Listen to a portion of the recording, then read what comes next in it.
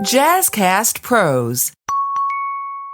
Welcome back to Beauty Boss Millionaire. I'm your host, Felicia Fracassi. And today we're talking about how to survive a recession, how to really recession-proof your business, your personal life, and just everything all together, because this is a very complicated situation because you have to almost readjust your lifestyle and you have to rethink the way you have thought for so long because you're now in survival mode. Thank you for tuning in to the Beauty Boss Millionaire podcast with Felicia Fracassi. Her mission is to empower you with short, on-the-go business tips and advice to help you successfully start and run your company like a boss. And now, here's your host, Beauty Boss Millionaire, Felicia Fracassi. Earlier, we talked about how to cut spending. You might have to reduce employees.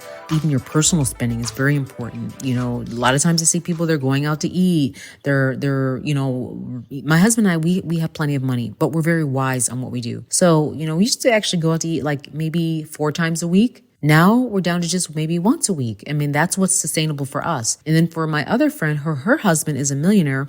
They're not doing any going out to eat, none of that. Like they're literally not spending any money on food because when they go, their bill is anywhere from $200 and up because they go to very nice places. So they've decided what their family is going to do is they're not going out to eat. And that's from a millionaire's point of view. I've actually been at their house. I've hung out with them. I've looked at his office where his computers are at. He's got like 6 screens. He makes tons of money. But even the wealthy of the wealthiest is trying to prepare. And that tells me that every level down from 100,000 to a millionaire needs to start thinking smart, because if not, it's always the bottom level that gets crushed out. And some of these people that are high up, they're waiting for the bottom people to get crushed out so they can take their possessions. My kids play this game called Fortnite. Let's go there for a moment. Fortnite is all about survival. So literally you're in this field and you jump off the little bus. There's like a little parachute and you fly down, and then your next job immediately is to get resources so you can protect yourself. You got to like do all these things, break into a house. And the next thing is, as you're doing all these things, there's people that want to take you out. Now let's just say, for instance, that the people that want to maybe take you out is the really wealthy and the elite. Unless you are planning and doing strategy the entire time, and you know your stuff, and you study the game, and you know where to get stuff at, and you know what to do and what not to do.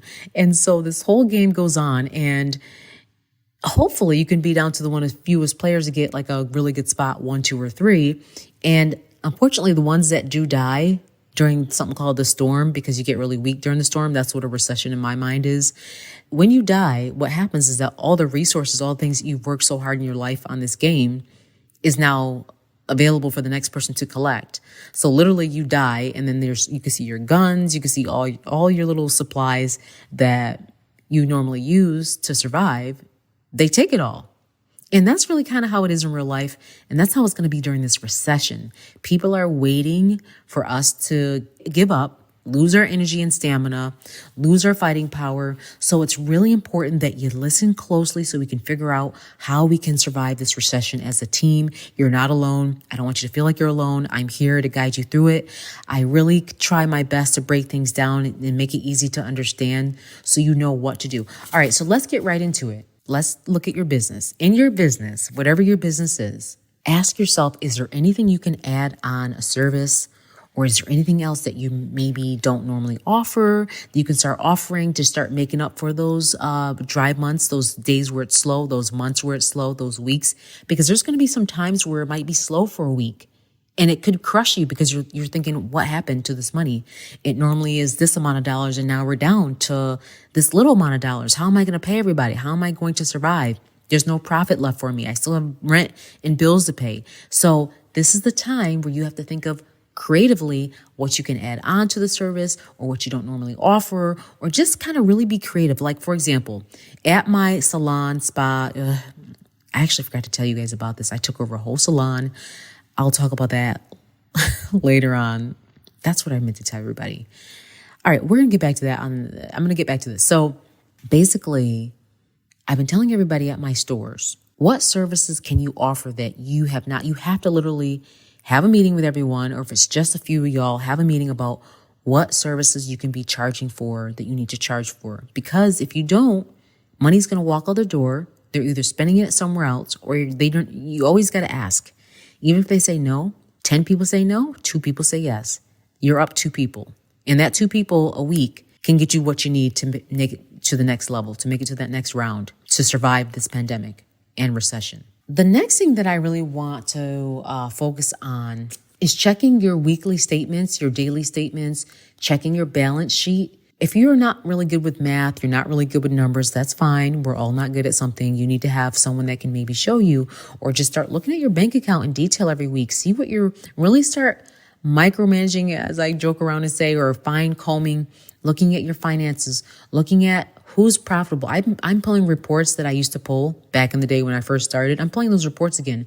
I want to know who is the most profitable person in my company. I want to know who is the person that's the least profitable. I want to know what product is the most profitable, what product is the least profitable. And if I find something that's more profitable, we need to be pushing that product. We need to be advertising that. We need to get that out. I also suggest that if you're, on autopilot, a lot of companies, businesses are used to being successful. They're used to just things working out. They're used to getting booked. They're used to having bookings. They're used to contracts coming in, people coming in. Everything's working. Just remember, it might slow down by 10% or 20 or 30. So because of that, it's really important that you put that extra work in, get yourself out of autopilot, meaning that you're running around enjoying your life. And you might have to get back to the basics where you're at a laptop, you're going to the coffee shop, all the energy when you first started your business.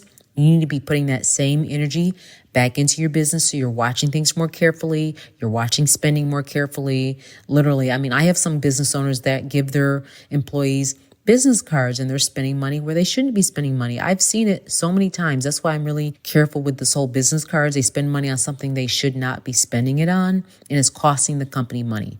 You might have to call some of those business cards back or start doing a check and balance system. Hey, look, your card is only approved for X amount of dollars per transaction versus, maybe it was up to 1,000. Now we're only reducing it down to 100 without getting approval, because people will be humans. They'll figure out ways to, cheat the system or rob you blind. You got bad sometime where people were literally trying to take toilet paper out of our stores, customers too. And this doesn't mean that you're poor. What it means is that you're protecting yourself, because I just seen Chase. I literally just read the article. Chase Bank has taken out some ATMs and stopped the ATM usage in some areas in New York where it's been known to be problematic, or they've gotten robbed, or other things have happened. I don't know. A lot of people are upset about this because now you can't go to the bank and take out your money at certain ATMs.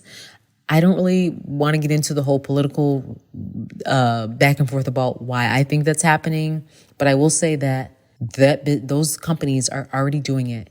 So when you see those big companies protecting their business, you need to protect your small business in that same manner. And that is mainly the cash.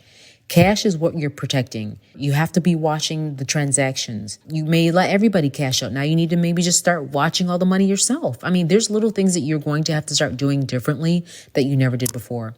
All right, I don't want to get too far into this. I know I wanted to keep these short, quickly, so you can listen to these on a ride to work or whatever. So the key to surviving a recession is being watchful, looking over the business, making sure you can survive it, and more importantly, protect the cash flow. Cash flow is the most important thing you want to protect during a recession. Your cash flow cannot dry up, because that's when the business dries up.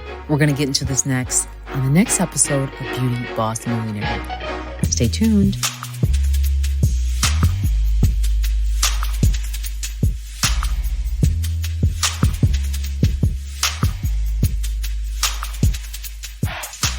Hey, if you like this episode, check out Getting Real with Bossy, where we chat about what it's like to be a woman business owner. You'll hear interviews with women who are doing what it takes to succeed and the reality of what that looks like. We cover all the topics, figuring out the rules and regulations, navigating business partnerships, even if that's your spouse, motherhood while running a business, working within your values, and all the ups and downs of being the boss. Are you ready to get real? Pop over to our podcast, Getting Real with Bossy.